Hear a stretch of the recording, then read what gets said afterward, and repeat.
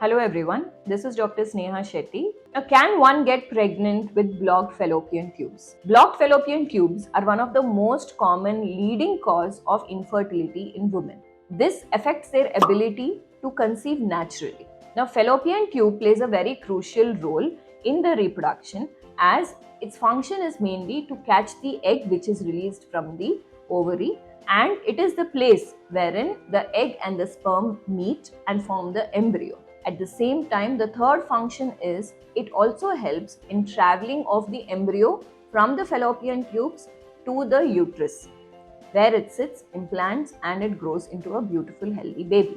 Now, when these fallopian tubes are blocked, the sperm cannot reach the egg, the embryo is not being able to form, and it is not being able to push back into the uterus. However, all hope is not lost.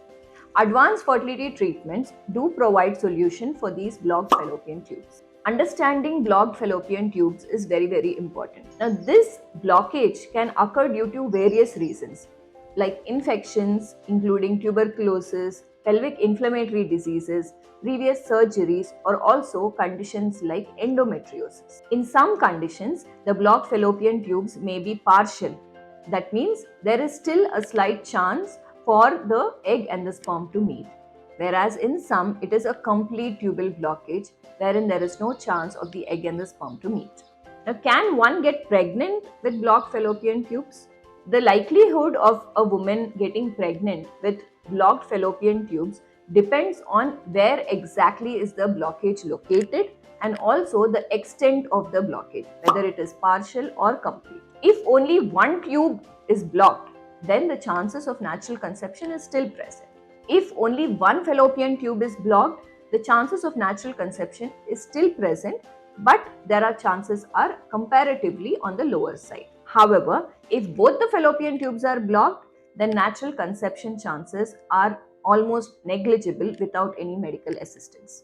Now, what are the risks associated with this blocked fallopian tubes? One of the most primary risks which is associated with blocked fallopian tubes is ectopic tubal pregnancy. An ectopic pregnancy is nothing but where the fertilized egg, which is called the embryo, goes and gets implanted anywhere outside the uterus, which is most commonly it happens in the fallopian tube.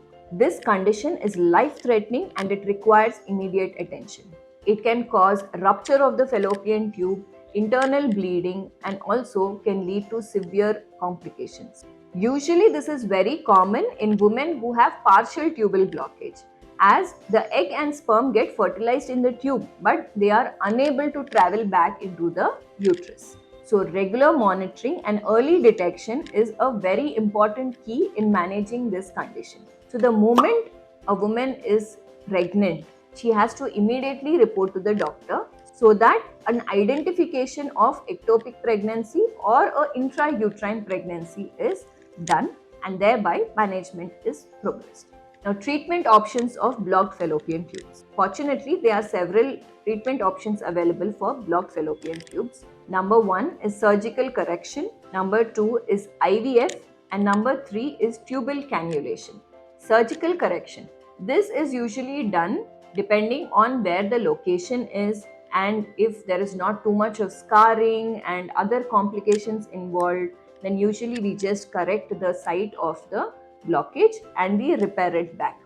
Now, the success rate after surgical correction will again depend on several factors like the woman's age, the quality of the egg, the uterine health, etc. IVF. IVF is usually recommended when both the fallopian tubes are blocked.